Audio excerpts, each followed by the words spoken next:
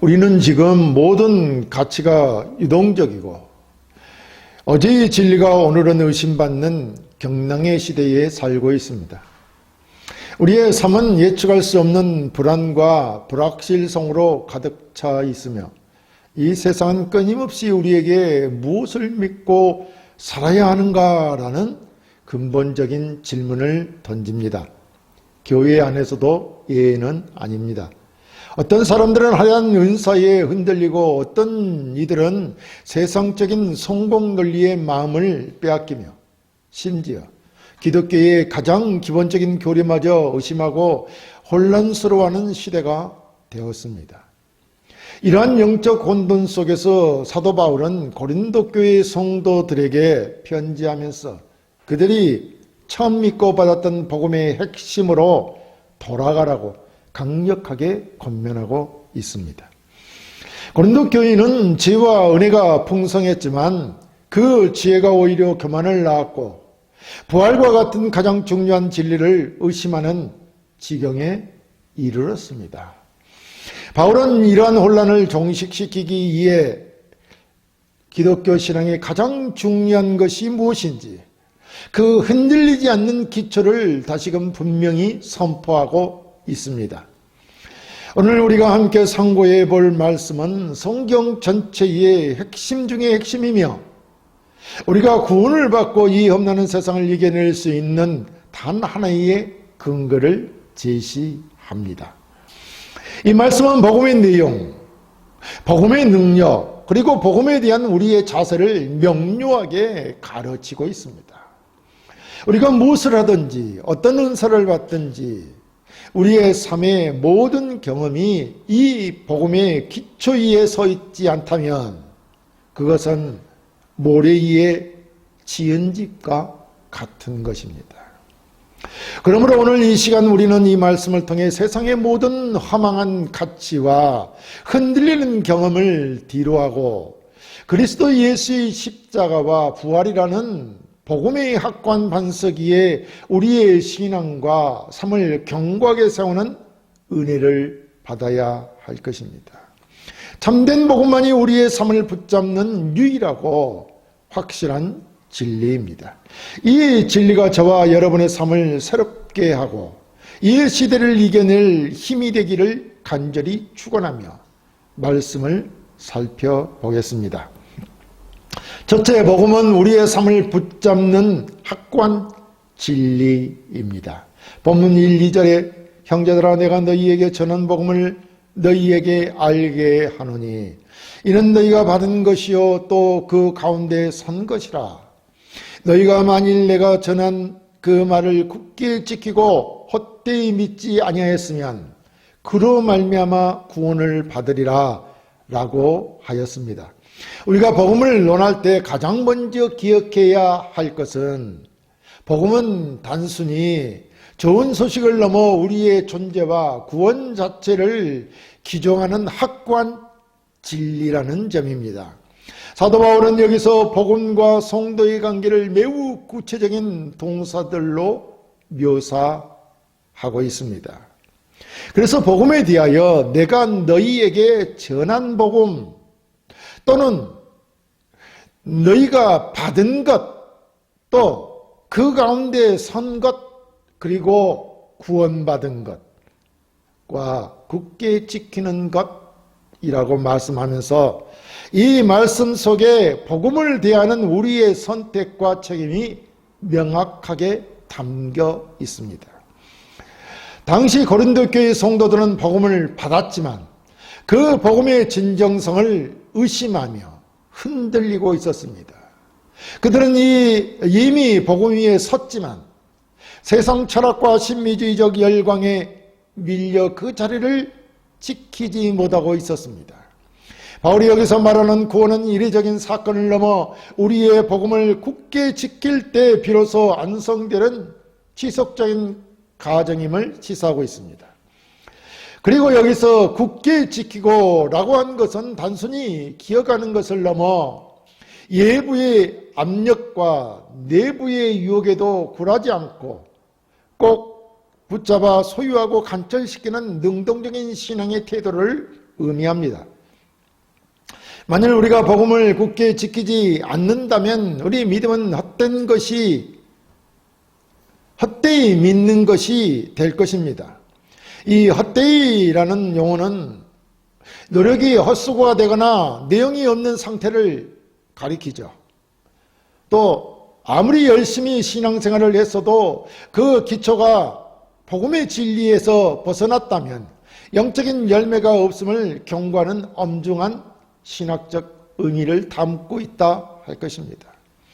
헛되이 믿지 않았다면 구원을 얻었겠지만 헛되이 믿었다면, 그러니까 헛되이 믿었다면 신비적 체험이나 철학적 사색에 의한 것이라면, 참된 믿음이 아니라면, 신비적 체험이나 철학적 사색에 의한 것은 헛된 믿음이라는 것인데, 그때 우리의 구원은 어떻게 되겠느냐 하는 것입니다. 우리의 믿음이 잘못되었다면, 헛된 것을 믿었다면, 바른 믿음이 아니라면 우리의 구원이 어떻게 되겠느냐는 것입니다. 그래서 우리의 신앙은 복음의 진리를 굳게 붙잡고 있는가 하는 것을 살펴야 할 것입니다.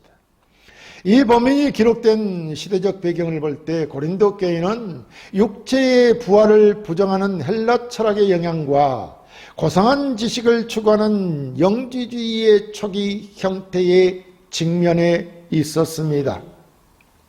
그러니까 그 시대에 철학적 영향을 많이 받았다는 것입니다. 사회의 시대적 영향을 많이 받았다는 것이죠. 그들은 십자가의 단순한 메시지보다 복잡하고 신비로운 지식을 더 선호했습니다.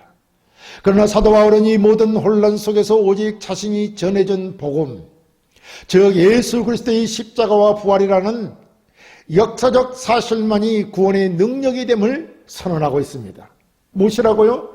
예수 그리스도의 죽으심과 십자가에서의 죽으심과 부활, 이 부활만이 구원의 능력이 된다는 것입니다. 이는 곧 기독교 교리와 신비적인 체험이나 철학적 사색이 아니라는 것이고 하나님의 계시에 근거한 객관적인 역사적 사건임을 확증하는 것입니다. 그러므로 우리는 헛된 믿음을 피하기 위해 우리가 받은 복음의 내용이 무엇인지 끊임없이 확인하고 그 복음 위에 우리의 삶의 가치관, 결정, 행동을 견고하게 세워야 합니다. 성경에는 이 진리의 중요성을 보여주는 인물이 있습니다. 그가 곧 디모데입니다. 바울은 디모데에게 편지하면서 너는 배우고 확신한 일에 거하라 라고 권면했는데 이는 복음에 대해 배운 것을 굳게 지키라는 것입니다. 오늘날 우리에게 말한다면 성경이 우리에게 전한 그 복음을 굳게 지키라는 것입니다. 성경에서 배운 그 복음의 말씀을 굳게 지키라는 것입니다. 디모데는 에조모 노이스와 어머니 유니게로부터 배운 학관 성경 지식, 곧 복음의 내용을 가졌으며 바울은 이 확신한 일, 그 복음의 진리를 굳게 붙잡을 때 목회 현장의 수많은 이단과 도전 속에서도 흔들리지 않을 수 있음을 디모데에게 가르쳤습니다. 우리의 신앙 역시 마찬가지입니다. 우리의 감정이나 상황이 아닌 복음이라는 학관 진리 위에 서는 것만이 이 시대를 이길 수 있는 유일한 구원의 통로입니다. 이 시대를 살아가는 성도들은 개인적인 고난이나 세상적인 유혹에 직면할 때 우리가 처음 받은 복음, 곧 예수 그리스도께서 나를 위해 죽으시고 부활하셨다는 이 단순하고도 강력한 진리를 매일의 삶에서 굳게 지키며 나아가야 할 것입니다. 그러므로 복음은 우리의 삶을 붙잡는 확고한 진리라는 것을 알아야 합니다. 이 확고한 진리, 복음 위에 서서 믿음으로 반응하는 것이 신앙이라 할 것입니다. 둘째, 복음은 그리스도의 십자가를 통해 죄를 해결한 핵심 메시지입니다. 본문 3절에 내가 받은 것을 먼저 너희에게 전하였노니 이는 성경대로 그리스도께서 우리 죄를 위하여 죽으시고 라고 했습니다. 내가 받은 것 무엇입니까? 복음이죠. 너희에게 전한 것 무엇입니까? 복음이죠. 바울은 자신이 복음을 전할 때 가장 우선적으로 전해진 내용이 그리스도께서 우리 죄를 위하여 죽으시고 라고 단언합니다. 우리가 받고 전하는 것이 곧 복음의 내용인데 그 중에서 가장 중요한 것이 무엇이냐라고 할 때 그것은 그리스도의 죽으심이라는 것입니다. 이 말씀은 복음의 대속적 본질을 명확히 정의하는 기독교 교리의 핵심입니다. 여기서 주목해야 할 핵심 용어는 우리 죄를 위하여, 다른 것이 아니라 내 죄를 위하여 라는 말입니다. 이는 그리스도의 죽음이 단순히 순교나 도덕적 모범이 아니라 나를 대신하여, 우리를 대신하여 이루어 주신 희생임을 분명히 한 것입니다. 신학적으로 죄는 하나님과의 관계를 단절시키고 인간을 영원한 사망에 이르게 하는 근원적인 문제입니다. 죄가 말입니다. 우리가 단순히 윤리 도덕적으로 말하는 죄가 아니라 신학적으로 죄는 하나님과의 관계를 단절시키는 거고 또 인간을 영원한 사망에 이르게 하는 근원적인 문제라는 것입니다. 죄가 인간이 영원한 사망에 이르게 하는 근원적인 문제라 이 말입니다. 인간은 스스로의 노력이나 선행으로는 이 죄 문제를 해결할 수 없기 때문에 죄의 대가인 죽음을 대신 치러줄 완전한 희생 제물이 필요했습니다. 예수 그리스도의 십자가 죽음은 이 죄 문제를 단번에 영원히 해결하신 하나님의 의와 사랑의 결정입니다. 이러한 신학적 배경을 더욱 공고히 하는 말씀이 바로 성경대로입니다. 예수 그리스도의 죽음은 우연한 사고가 아니라 이미 구약의 창세기부터 이사야서에 이르기까지 예언된 성경대로 하나님의 구속 계획의 성취라는 말입니다. 이런 예수 그리스도의 죽음이 역사적 사실뿐만 아니라 영원한 신적 의미를 지닌 교리적 진리임을 확증하고 있는 것입니다. 우리가 고백하는 복음은 결코 인간의 감정이나 일시적인 유행에 좌우되는 것이 아니라 성경의 절대적인 권위 위에 굳건히 서 있습니다. 이처럼 성경에 따른 대속의 죽음이야말로 복음이 흔들리지 않는 핵심이며 우리가 전해야 할 가장 중요한 메시지입니다. 이 대속의 진리를 가장 극명하게 보여주는 성경적 이해가 바로 출애굽 아니겠습니까? 그 출애굽에서도 유월절 사건입니다. 예수님의 죽으심이 바로 출애굽의 그 유월절 사건에 있다는 말입니다. 이스라엘 백성은 자신의 죄를 인해 10번째 재앙인 장자의 죽음에서 벗어날 수 없었습니다. 그러나 하나님께서는 어린 양의 피를 문설주에 바른 그 집은 넘어가시는 은혜를 베풀었습니다. 죽음이 넘어갔다는 것입니다. 여기서 어린 양이 흘린 피가 이스라엘 백성의 생명을 대신한 것입니다. 이 유월절 양은 장차 오실 하나님의 어린 양, 곧 예수 그리스도의 십자가 희생을 미리 보여주는 그림자였습니다. 예수님은 바로 우리의 죄를 대신하여 죽으신 진정한 유월절 양이십니다. 우리의 삶을 돌아볼 때 우리는 얼마나 자주 이 복음의 핵심을 잊고 살았습니까?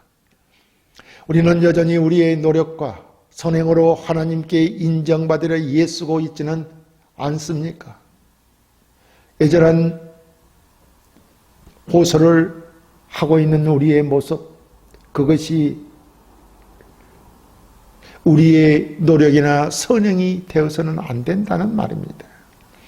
오직 그리스도의 십자가 대속의 죽음만이 우리의 죄를 사하는 유일한 길이라는 것을 알아야 한다는 말씀입니다. 이 사실을 굳게 믿고 우리의 모든 자랑과 교만을 십자가 앞에 우리는 내려놓아야 합니다. 그리고 우리는 이 복음을 삶의 매일의 고백으로 삼아야 합니다. 우리의 일터에서, 가정에서 발생하는 모든 갈등과 죄의 문제 앞에서 우리가 의지할 것은 우리의 지혜나 힘이 아니라 오직 우리 죄를 위하여 죽으신 그리스도의 보혈의 능력뿐이라는 것을 말입니다. 그러므로 복음은 그리스도의 십자가를 통해 죄를 해결한 핵심 메시지라는 것을 알아야 할 것입니다. 셋째, 복음은 부활의 능력으로 우리를 새 생명으로 이끄는 선포입니다. 본문 4절에 장사 지낸 바 되었다가 성경대로 사흘 만에 다시 살아나사 라고 하였습니다. 이는 복음의 메시지가 그리스도의 죽으심으로 끝나지 않는다는 것을 확실히 하는 것입니다. 복음의 완성이자 능력의 정점은 바로 부활인 것입니다. 새 생명이라는 것입니다. 그래서 바울은 그리스도께서 장사 지낸 바 되셨다가 그리고 성경대로 사흘 만에 다시 살아나셨다고 하는 사실을 선포합니다. 이 부활은 기독교 신앙의 유일한 특성이자 가장 강력한 능력입니다. 죽음이 죄의 대가라면, 우리의 죄 때문에 죽음이 왔다면, 부활은 죄와 사망 권세에 대한 승리이며 우리가 의롭다함을 얻은 결정적인 증거예요. 생명을 얻는 증거입니다. 여기서 장사 지낸 바 되셨다가라는 표현은 신학적으로 매우 중요합니다. 이는 그리스도의 죽음이 단순히 임상적인 사망이 아니라 실제적인 매장을 범하는 역사적이고 완전한 죽음이었음을 증명합니다. 그래서 장사 지낸 바 되셨다가라고 말하는 것입니다. 그래야만 죽은 자가 다시 살아나는 것이죠. 그래서 다시 살아나심이 진정한 부활이 될 수 있는 것입니다. 그리고 다시금 바울은 이 부활 역시 뭐라고 말하냐면 성경대로 이루어졌음을 강조합니다. 이는 구약 성경에 예언된 대로 하나님의 주권적인 계획과 능력을 통해 발생한 사건임을 재차 확증하는 것입니다. 부활은 그리스도의 신성과 메시아 되심을 증명하며 그의 죽으심이 우리 죄를 위한 희생이었음을 최종적으로 입증하는 하나님의 인침과 같습니다. 신학적 의미로 볼 때 그리스도의 부활은 우리 칭의 교리와 직결되는 것입니다. 그리스도가 부활하셨기에 그를 믿는 우리는 죄의 빚이 완전히 청산되었고 하나님 앞에서 의롭다함을 얻게 되었습니다. 더 나아가 부활은 우리의 영적인 새 생명과 미래의 소망을 보증합니다. 우리가 그리스도 안에서 새로운 피조물이 되었다는 사실은 바로 이 부활의 능력으로 말미암은 것입니다. 부활했기에 새로운 피조물이 되는 것입니다. 새 생명을 얻게 되는 것입니다. 바울은 이어서 부활이 없다면 우리의 믿음이 헛것이 되며 우리가 여전히 죄 가운데 있을 것이라고 주장하면서 부활의 절대적인 중요성을 역설합니다. 부활의 능력을 가장 잘 보여주는 성경 구절은 로마서 4장 17절인데 그 말씀은 내가 너를 많은 민족의 조상으로 세웠다 하심과 같으니 그가 믿는 바 하나님은 죽은 자를 살리시며 없는 것을 있는 것으로 부리시는 이시니라 라고 합니다. 여기 하나님께서 아브라함을 죽은 자를 살리시며 없는 것을 있는 것 같이 부르시는 이라고 하셨을 때 아브라함은 100세 된 자기 몸과 사라의 태가 이미 죽은 것 같음을 알면서도 하나님의 약속을 믿었다는 것입니다. 아브라함의 이 믿음은 불가능한 생명을 낳으신 부활의 능력을 믿는 믿음의 선구적 모습이었습니다. 우리가 아브라함의 후손이 되었다는 것은 우리 역시 불가능한 상황 속에서도 부활의 능력을 신뢰한다는 것을 의미합니다. 이 부활의 능력을 믿는 것, 이것이 바로 우리의 신앙인 것입니다. 우리의 삶에서 아직도 해결되지 않는 죄의 습관, 절망적인 상황, 혹은 세상의 무덤과 같은 고통이 혹시 있습니까? 그렇다면 부활의 능력을 의지하시기 바랍니다. 우리의 하나님은 죽은 자도 살리시며 없는 것을 있는 것 같이 부르시는 분이십니다. 그럼 이 부활이야말로 우리를 죄와 사망으로부터 해방시키고 영원한 생명으로 이끄는 하나님의 강력한 선포가 아니겠습니까? 부활이 말입니다. 우리는 이 복음을 우리의 매일의 삶과 사역에서 적용하여 부활의 증인으로 살아야 할 것입니다. 예수 그리스도의 십자가의 죽으심과 부활을 말입니다. 증거하며 살아야 한다는 것입니다. 아니, 예수 그리스도의 죽으심과 부활을 우리의 삶에, 우리의 사역에 적용하여 살아가야 한다는 것입니다. 부활을 믿는 성도는 세상의 고난과 실패 앞에서 좌절하지 않으며 죽음 앞에서도 영원한 생명을 소망하는 승리의 삶을 살아가야 할 것입니다. 왜냐하면 복음은 부활의 능력으로 우리를 새 생명으로 이끌기 때문입니다. 사랑하는 성도 여러분, 오늘 우리는 말씀을 통해 복음이 곧 우리의 삶에 흔들리지 않는 유일한 기초임을 확인했습니다. 복음은 단순히 교회의 슬로건이나 좋은 이야기가 아니라 우리의 구원과 영원한 소망을 담보하는 하나님의 확실한 진리입니다. 우리가 붙잡아야 할 복음의 세 가지 핵심 진리는, 먼저 복음은 우리의 삶을 구원과 진리의 기초 위에 굳게 세운다는 것을 알고 이 말씀을 굳게 붙잡아야 할 것입니다. 또 복음은 그리스도의 십자가 대속으로 우리 죄를 영원히 해결하였으며, 마지막으로 복음은 그리스도의 부활 능력으로 우리에게 새 생명과 영원한 소망을 주셨다는 것을 알고 믿음으로 복음 진리를 굳게 붙잡는 신앙인이 되어야 할 것입니다.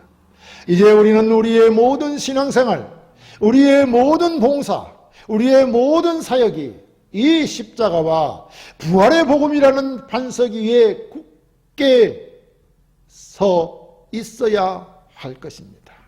그리고 복음의 능력을 믿고 매일 죄를 이기고 세상의 유혹을 물리치며 우리가 직면한 모든 절망과 죽음의 그림자 앞에서 그리스도께서 죽으셨다가 다시 살아나셨다는 이 승리의 선포를 외치며 부활하신 주님과 함께 새 생명의 삶을 살아내시는 복음으로 승리하는 성도들이 다 되시기를 간절히 축원합니다.